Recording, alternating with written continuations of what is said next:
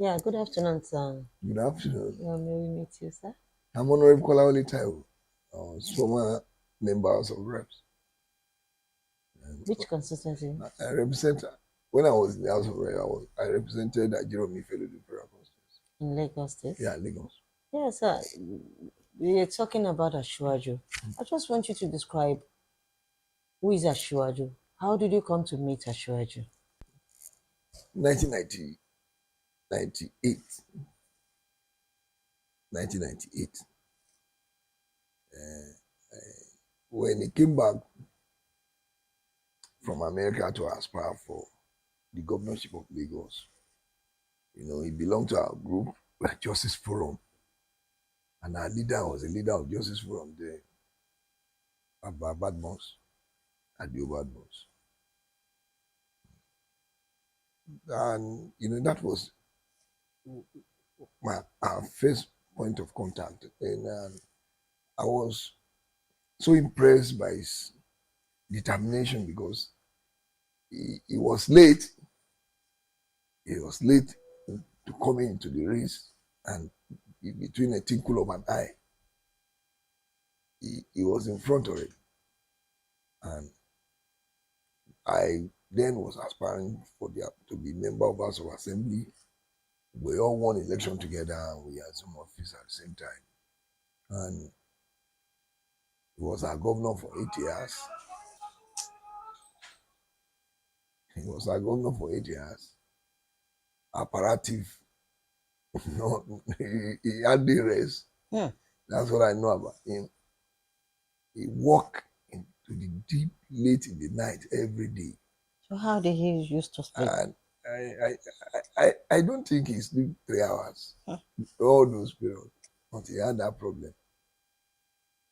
There was a day I was discussing with the governor, one of the governors of Lagos State, Fashola, and he asked me to bring the house file to his house. And when I got there, they said it was in the study. I went to meet him there. I saw so many files in front of him, and he was so relaxing doing the job. In the afternoon of a weekend. Who is that? Asiwaju. No, Fashola. Mr. Fashola. Okay. And he told me why he didn't want to spin me the face to a fire. That he was there live. So when he was chief of staff, how Asiwaju was. And now he had that problem with his back. And he learned from it. Asiwaju is almost restless. He's so determined. He loved his state. He wanted to change the state. And I knew, and I'm very sure that the same law we had for Lagos is what is happening for Nigeria now. I know he will not rest until solve the problem. I remember our early days in Lagos government. They always criticize us. When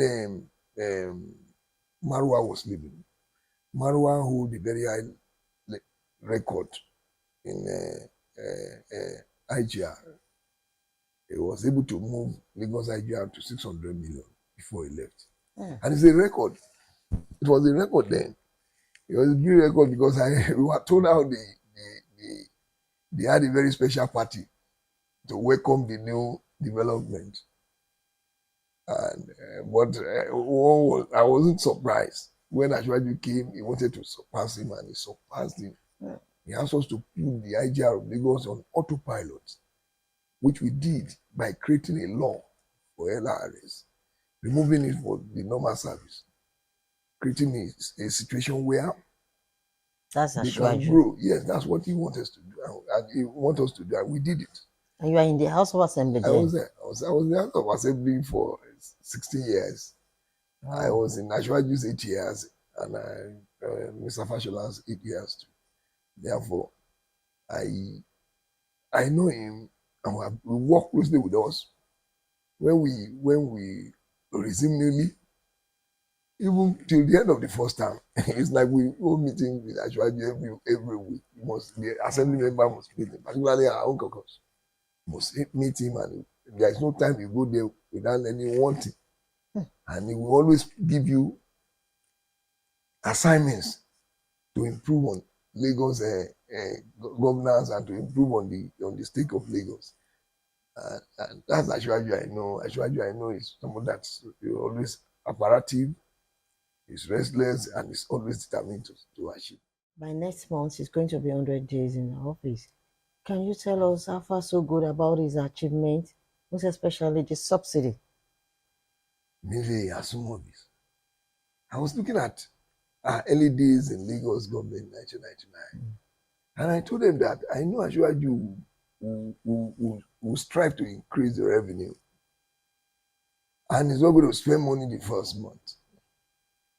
I will shut down. It's like shutting down the whole government the first month.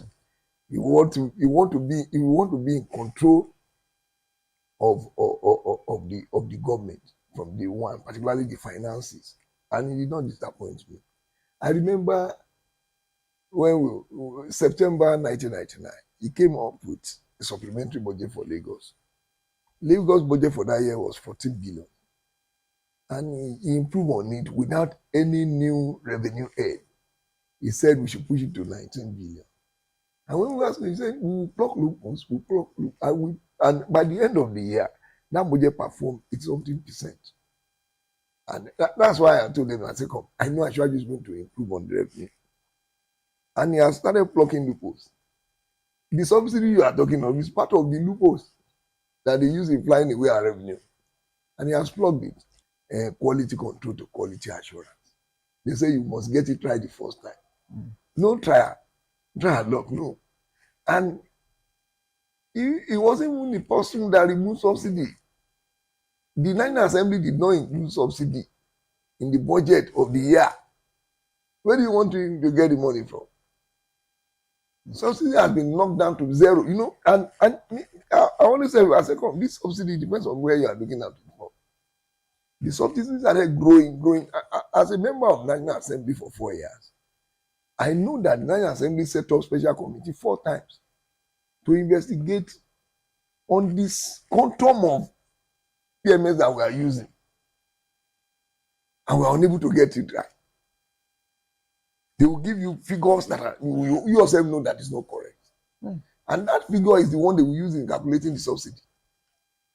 And therefore, we cannot continue like that. Government decided to remove subsidy from PMS.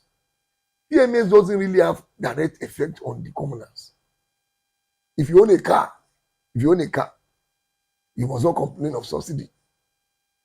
In Lagos, if you buy a very highly expensive car in Lagos, the second or third day, you will see the tax people sending you letter that you must improve on your tax. Yes, because that car is luxury now. It's when you have money that you buy car. And when you now own a car, you must be able to buy fuel. That is the aspect that we are not explaining to ourselves. You must be able to buy the fuel, no matter the price. And if you cannot afford the price, the fuel price again, you sell the car and go on transport, public transport. Or you reduce your movement. Like me now. Before, everybody in my house take one car or the other. We buy, I always pay some sort of money to the mobile in front of our house. You just drive in and feel that and go. We just go out, go and enjoy themselves. But these days, I stopped paying for fuel. I've told them that if you want to really enjoy the luxury of driving a car in my house, you must be ready to part with some money to buy the fuel into the car. That's how to make this something. You spread it. There are some homes that they use more than 12 cars in a day.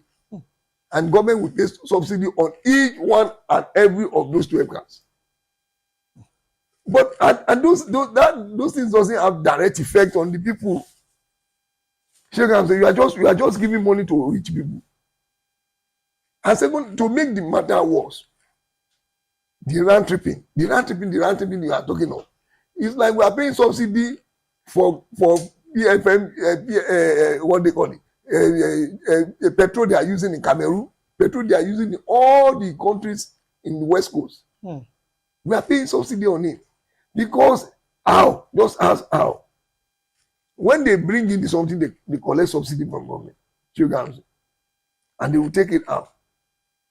They will take it out through other border to sell to the countries around us. at a reduced price. Those people will not now rely on getting fuel from international market. Okay. They will get it from our own side of something at a reduced price. Because when government are subsidizing and the something was going for 170 something naira, if the guy took it out to the border and sell it at 500, has made a lot of gain already. But if in actual sense the country will really want to go and import fuel from outside, they will pay for the freight, they will pay for everything. The money on for them to get it to their country sometimes will supposed to be above the 500. If they now add their own margin, it should be going to 700. Instead of them to now pay 700, they will pay 500 from our own because our own government are subsidizing. That's what we are saying. And that thing, we are getting to a stage where we cannot even implement any budget again because of the revenue level. We don't have money because chunk of the money we are having, we service the loan and we pay subsidy. And if you really want to do any meaningful thing, you will need to approach bank again and get another loan. Everybody is now criticizing it. Now we cannot just be rushing to the bank to get money. Now we must now adjust our spendings. One of the ways by which we can adjust our spending is by removing the subsidy at first. Therefore, the government has done the right thing, and it's better they do it now. Imagine the president did not do it that time. He is now trying to introduce it now. When some people are criticizing, this one is talking this, that one is talking that. Then you now bring in the issue of subsidy. Imagine that thing is just starting afresh. People have started adjusting. I've told you my own adjustment now. I've told my children, you cannot take a car if you cannot buy fuel. And I've stopped paying for fuel across the road. Therefore, if you see any of them driving a car, you must have bought something. You may come to me and lobby me to give you something, and I give you. Check out. But you must remove the money from your pocket and buy. That's one way to adjust.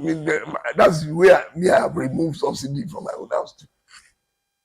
Everybody must adjust. Everybody. Yes, I know, like the palliative at the state level should also come up. In our own local government, we had the Apex meeting. But people believe that the palliative should have come out before the subsidy. They will not count it as subsidy palliative. They won't. It's when the effect has started that you now bring palliative. You cannot push money to people and you bring one thing that will remove the money and you think no, they will demand more. They will demand for more. And the president came out and said, "Come, I'm going to improve on salary." That's a plus. It's a plus because there is a high level of what they call it, inflation. When there is inflation, you must also cushion the effect on workers. Right? Is it the right way to go on it? Well, the action of the ECOWAS. Yes. I've been a member of ECOWAS Parliament for some time. I've not even finished my term. By the end of the year, I will finish my term as ECOWAS Parliament. So I will have put in 4 years. We have been discussing this since even before Niger. Niger will be the 4th country in ECOWAS region that is been taken over by military. It's unfair. It's unfair. It's unacceptable. You know, they may have reasons. I always tell you that there is no good reason for a military man to take over government. Because democracy will always give the people chance to hear their own views, particularly every 4 years. What we only need to do is to strengthen the democratic institutions that are used to test the acceptability of the government. Aside that, there should not be any force of taking over. And particularly when it's an in-house something, is a palace coup by those guards that are supposed to guard the president. They just held him hostage and took over the government. It's unfair. It's unacceptable. And the reaction of ECOWAS, we had the online Zoom meeting some few days ago. Unfortunately for me, I was traveling. And I got to a place where my service just went over. I was unable to contribute. But what was on my mind was to correct some of my brothers that are like the senatorship whip. Ndume was so hard on the president. The president of Nigeria is not talking as the president of Nigeria. He's talking as the chairman of ECOWAS. And there is, in ECOWAS, we sign treaties, we sign agreements, we do so many things together. We like even in the parliament, we do a lot of resolution makings and do all these agreements and when somebody just flouts the agreement, there must be a way of punishing that person. And as the head, unfortunately for our president, he assumed office less than a month. He was made the chairman of ECOWAS, and people said he should have not taken it, but you said it's rotation. No, if it's a turn, it's a turn. At the parliament, if Nigeria is not the speaker, Nigeria will be the first deputy speaker. Therefore, if somebody comes in and say, "I'm not taking the first deputy speaker because nobody will take that." It's the position of Nigeria. And secondly, you notice that at this very period, you need a tough guy. And secondly, what the president said, the Senate are not getting it right. Yet the Senate that came up as the People's Parliament that come, we don't think it's expedient for us to take up arm against Niger. That Niger is our brother. We have similarity. They have 5 borders with us. They give all these reasons, yes, but that doesn't mean they will now say, okay, we will remove military intervention from the discussion. We should not. That is not. When you talk about international diplomacy, that's the way they do all these things. Now, one that is not part of it should not just jump into it. If they say we are not removing military intervention from the table, not that they want to use it. No, what they are saying is that we are going to start dialoguing with you, but don't think we are coming from the position of weakness. We are also coming from the position of strength. That if you are not taking to this discussion, because most of other ones, they have been having agreement with ECOWAS and they are not keeping to it. See the way the Mali and the Burkina Faso juntas behave. They came outside declaring support for them. It's wrong.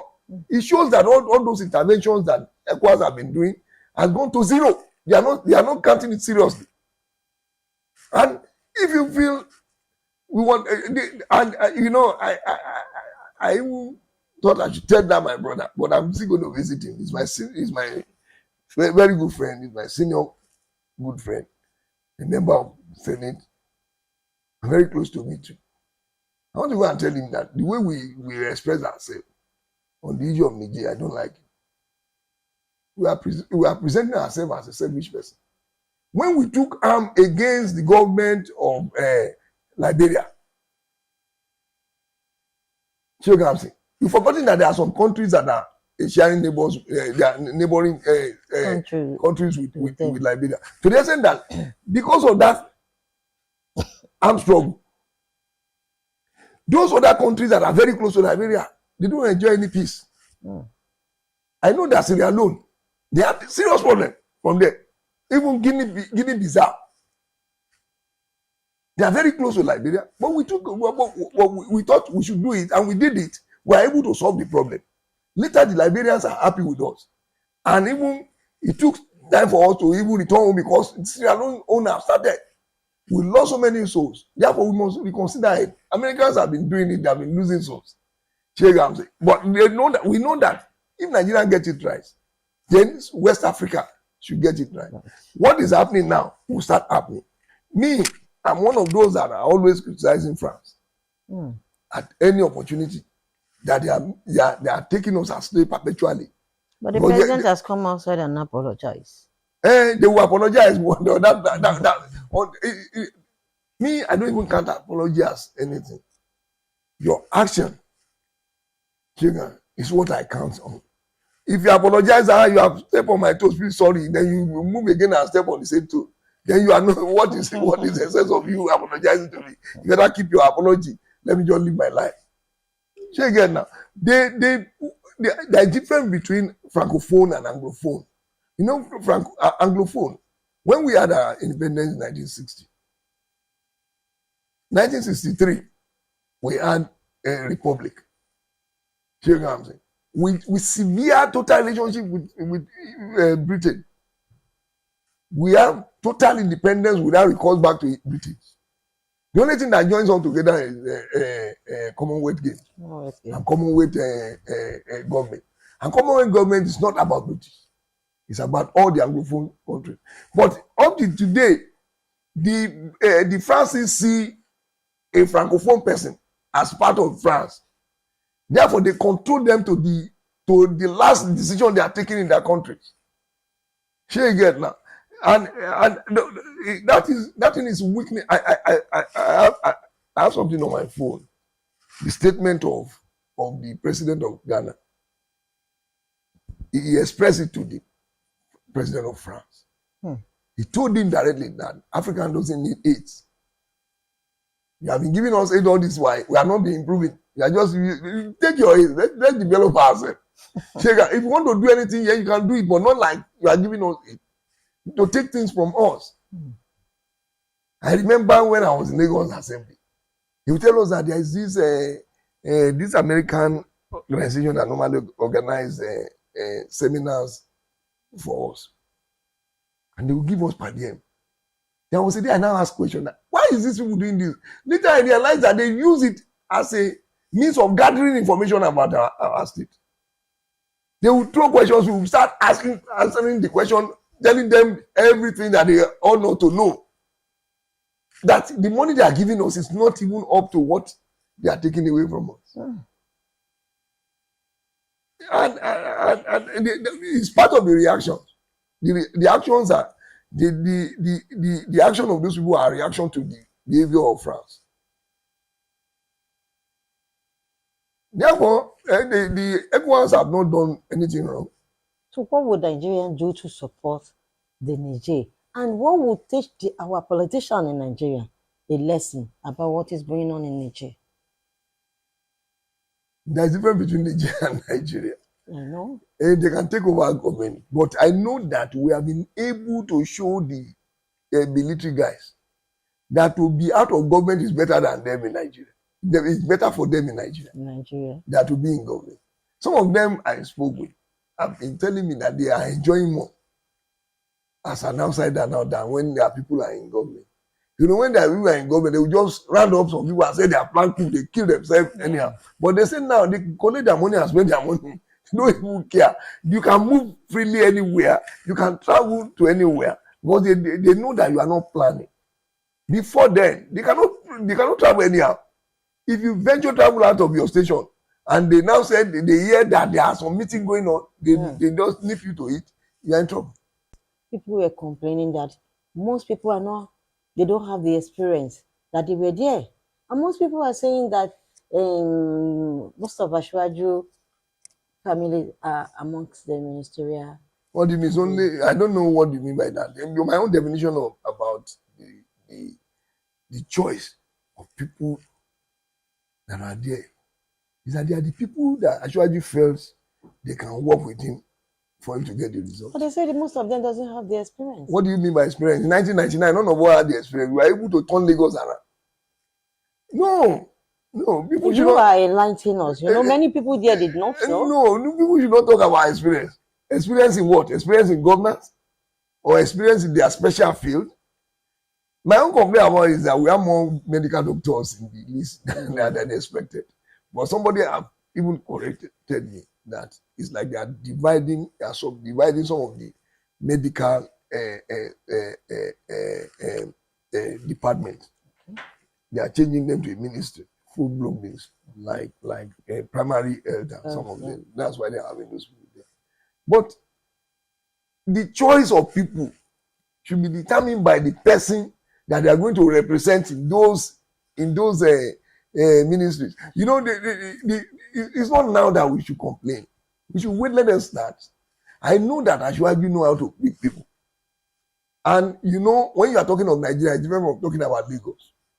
There are some areas that you cannot, like our constitution says, they must pick at least one from each state. That is, it has shown you that has even gone beyond being perfect now. There are some must do that are into the selection of the ministerial people, ministers. If you don't pick in one state, those states will frown at it, and they will approach court, and they will win because it's a constitutional provision. Mm. Therefore, they must take 36 of them from each of the states. Are you saying that? And to pick people from a state, there are two things by it. If as usual you know somebody there that he thinks it can be good for him, or the people that he knows now say this person is good. You know, there was a guy that people are complaining about that he was seriously against the government during the NSAS, and he has to come out and apologize. When I really go into it, how manage Asiwaju business? They said Big Gate nominated him, and Big Gate is bringing some aids to about 10 or 20 states, and he want that guy to be part of it. Mm. And you know, you are from outside, you are shouting. The house of the government is like that because the aid will assist those states, and this man that is bringing this aid says he wants this person. You know, when it comes to selection of people that are supposed to be in government, and as minister or commissioner, it's 2 or 3 ways. One, sometimes they pick academians, they pick they call them technocrats. Then you pick politicians. Then there are some people that are finance, that bring money to say, we believe in your cause. Take this money. You listen, that they will become people that you always listen to when it comes to advice. If they now go, if you want to pick somebody in our state, please pick Bola. Mm. You get what I'm saying? But because of his belief in those people, he will pick that person because he cannot be the jack of all trades. He cannot be master of all the states when it comes to selection. He will rely on some people's opinions, and there are some agreements prior to elections that he will also honor. You know, only that will honor the agreement. And when people are saying, Wike is, but Wike perform in the state now, nobody can remove that. This is a man that has used almost a year commissioning projects. And he was challenging people that this is what he used this money for. This is what he has been doing. Based on that, coupled with the fact that this man is teaching his own party's nomination and supported this man, there must be an agreement prior to that now. We are politicians. And now, you cannot even judge people before they start now. They're inexperienced here. Let them start first now. In 1999, we are all fresh. Nobody believes you can go into government and do something meaningful. But we are able to do things that shock Lagos. We change Lagos perpetually for life. Lagos cannot go back again. Because I remember during those periods, somebody told me something that we are gallivanting. That Ibadan was where Lagos was then. About 50 years ago, it became failed state later. I went to our leader to talk this thing, and he said, don't worry. We will place Lagos in a situation whereby it will not fail. Therefore, Lagos was in, and one way by which a state cannot fail is when you have a stable IGR. IGR is not the problem of Lagos. Therefore, a governor of Lagos that did not perform must have something wrong in his head. Because money, to get the money is not the problem. Therefore, you just how to channel the money to the appropriate, the right place is your problem, not the money. Lagos governor will not wake up in a day and say, how are they going to get 50 billion? No. Lagos budget for this year is 1.7 trillion. I remember from 14 billion. 14 billion. 1.7 trillion. Again, therefore, people should know. And there was a forum I was, and I was telling them that I'm happy when I listen to people complain about my leader. Is when you know that somebody can perform. That's when you will be telling that person is not doing this, is not doing that. Because take for instance, if you are stingy, nobody will come to you. It's only people that gives that they will say you must give us money. When you know that that person will not give you, no, it's because they know he will perform, he will do what he has been talking about. And we have started seeing the signs because he has plugged some loopholes. The IGR have started coming in. What the local government are receiving now is like 2 times, 3 times of what they received before it's coming to government. And that is the first step. It's the first step. Then subsidy. And then they even talk about the unification of the exchange rate. The next thing is to look for a way of strengthening our currency. Because no matter what, if you are unable to strengthen Naira, then people will still continue to suffer. It's not the subsidy. It's the quality of Naira. Okay. If Naira exchanges for 1,000 for dollar, what do you imagine? We will not move forward. But if we started doing production, a lot of production in-house, we were able to work on the electricity, and people are now interested in coming to Nigeria, which is what we have started seeing. Okonjo-Iweala was with the president, and when she was interviewed after the discussion, she said she cannot even count the number of government and multinationals that are approached her, that they want to come and do business in Nigeria because they have seen seriousness in our government. The work of the president is not to carry brick and mortar.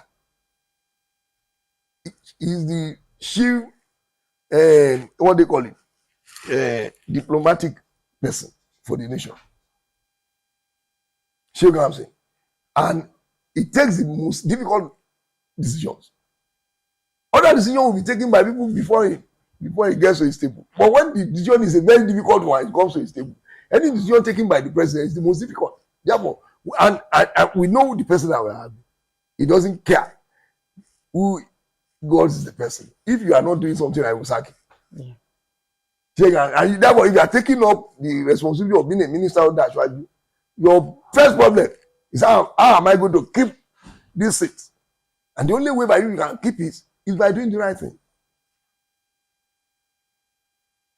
Yeah, thank you very much. Lastly, sir, I just want you to brief us the final message that the federal government regarding to Tinubu regime, the federal government is having now. That the message that you give to the youth for the exercising patient of what President Bola Tinubu is doing. My sister, do we even need to plead to the youth? We have to be This man has started making use of them. The person in charge of the social media something is one young guy.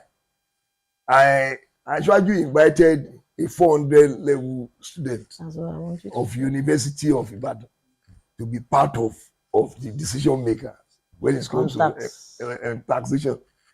He started involving them, and I'm not surprised. Though the ministerial or the appointment at the federal level need somebody that have passed through some other things.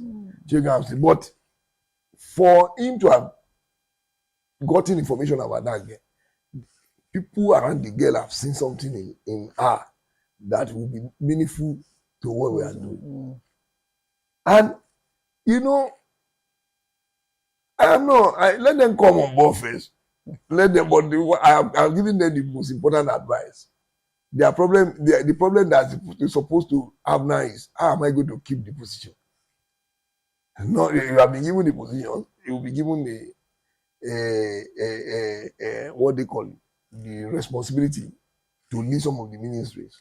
And I know that immediately after this, they will go for their retreat. The president will give them the line that they expect them to go. That's the guideline. And the what they call it? What is the slogan? The government, that is the slogan for the government of Nigeria now. I forget. Sorry, I'm getting older. He's going to tell them how they can achieve that. And that will be good for them. And they will pick it up from there. It's not from where they are coming from. It's not about where the state they are representing. Every one of them represent Nigeria. And they are in those ministries on behalf of the president. Therefore, the president should be their major target. They must be able to lead him and do whatever thing in interpretation of his own belief. Because I know as you are, if you are not doing it right, you will be wrong. Sir, before I forgot, sir, Yeah. I want you to tell us the problem between the National Assembly and MFI. There's no problem. I don't see any problem in what you are saying. They said, people get it wrong. Before you get to the Senate for those screening, there are some things that you must have done. There are some things that precede that. They did it in Lagos House of Assembly this time around. They have no.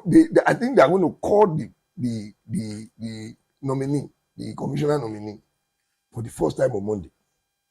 But they have been on the screening since Sunday last week. That's just like that now. But at the federal level, you go for security checks. First. When they call it security check, which means it's check about you. Even the certificate must have been checked in the process. And people write petition.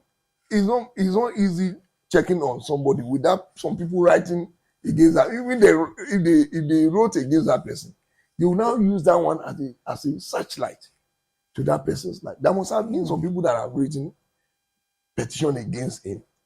But before he was invited for something, the security reporters yet to get to the Senate. That's what they told us. May be right, may be wrong. But that's what they told the Senate. No, not the Senate. No, it's the Senate that told the world. That's why they said they are not going to finish the job on 3 people, not only L5. There are 3. They said the security screening reporters yet to get to them. People should not put all this insinuation. And secondly, you know that if you get to the status of L5, you expect people to write petition against you. If you think you can just be doing it without getting petition, you can't get criticism from some others, then you don't know what you are doing. This is a man that was a minister, FCT. And today, people are still saying that he remains the best minister of FCT. And if not because of him, FCT had gone to Lagos. That was what they were able to deduce from him. When people have started placing things anyhow, the way we place it, they'll just open up the face of their shop to the road anyhow. In FCT, no, not every rose you can open to. Not every open space you can put shop. And you cannot just go and cite things that are not on the planning of the area. He enforced it. And when you get to FCT today, you'll be happy for it. He lived in Jabi. I also say that Jabi for my 4 years in National Assembly. And I can tell you for free that the place is planned. And people are happy. But there is no way you could get to that level without stepping on toes now. They have demolished so many people's property that those people may even not ever get the chance to have such property again. Those people will write now. But that doesn't mean he's liable. He's carrying out the job the way he's supposed to do. That's why he's stepping on toes. And secondly, this is a man that has problem from his state. The state is sharply divided into 2. We have the Muslim and the Christian. The Zongo Kata will always write against it, and those things will be security things. There will be a need for total security check on things like that. That people should not insinuate all these political things into it. And I know he may even cross it now. We only need to explain his own side of the story, because there is always 2 sides to every story. He only need to explain his own side of the something, and that may delay the report to the National Assembly. Honorable Kolawole Taiwo, for giving us the achievement on 100 days of our President Bola Ahmed Tinubu on his 100th day in office. So far, so good. We appreciate you, sir. Thank you very much. Thank you, Eshe.